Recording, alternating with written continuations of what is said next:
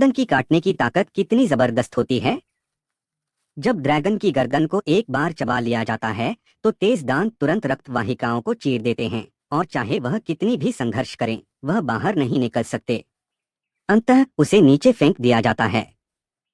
टेरानोडन Asia क्षेत्र के बड़े टायरनोजोरों में से एक है और उसका रूप बहुत हद तक टायरेनोसॉरस रेक्स जैसा है, लेकिन आकार में यह थोड़ा छोटा होता है, फिर भी इतना बड़ा कि बहुत कम जीव इसका मुकाबला कर सकते हैं।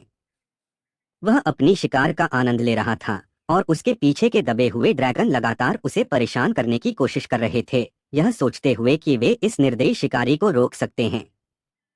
शुरू में टेरानोडन ने उन पर ध्यान नहीं दिया, लेकिन उनकी आवाज से वह सतर्क हो गया और उसने चेतावनी दी। उसके विशाल मुंह की आवाज ने दबे हुए ड्रैगन को डर से पीछे हटा दिया और वे फिर से कोई आवाज नहीं कर सके।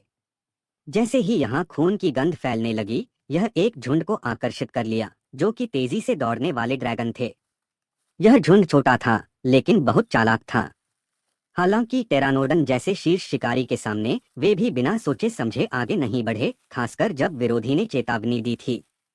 अपने ताकत का आकलन करने के बाद उन्होंने चुपचाप इंतजार किया।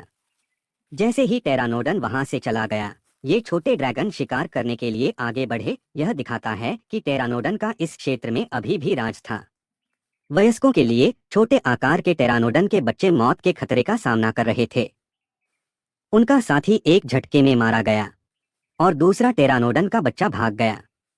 हालांकि यह जगह खतरों से भरी हुई थी, एक छोटे से बच्चे का शरीर एक हाथी के झूले से टुकड़ों में बिखर गया। यह सुनकर टेरानोडन के माता पिता तुरंत दौड़े, लेकिन वे समय पर नहीं पहुंच पाए और उनका बच्चा पहले ही शिकार हो चुका था।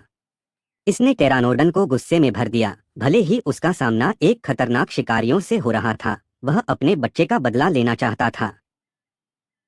और फिर उसका दुश्मन इतना तेज और धारदार था कि पहले ही हमले में टेरानोडन का चेहरा घायल हो गया। वह द्रुत गति से हमला करने के लिए कुख्यात था और इसलिए उसे ड्रैगन वाइट के नाम से जाना जाता था। उसके लिए अपने बच्चे को खोना किसी भी दुश्मन से अधिक दर्दनाक था। जैसे ही उसने शत्रु की रणनीति का अध्ययन किया, टेरानोडन ने धीरे धीरे हमला करना शुरू किया। एक बार जब वह दुश्मन की गर्दन तक पहुंच जाता, वह एक ही बार में उसे नष्ट कर सकता था।